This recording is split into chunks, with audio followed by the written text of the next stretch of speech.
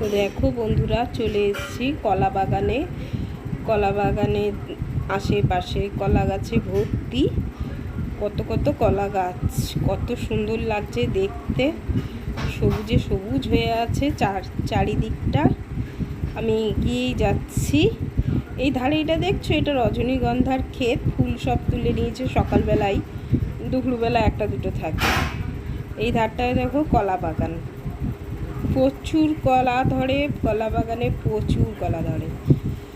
আর এই দেখো রজনীগন্ধার ক্ষেতের দিকে একটু যাচ্ছি। এই যে মাথায় মাথায় ফুল ফুটে আছে, বাকি সব ফুল তো সকালে তুলেই হাটে বেচা হয়ে গেছে, তা একটা দুটো ফুল আছে, তোমাদের দেখাবো চলো।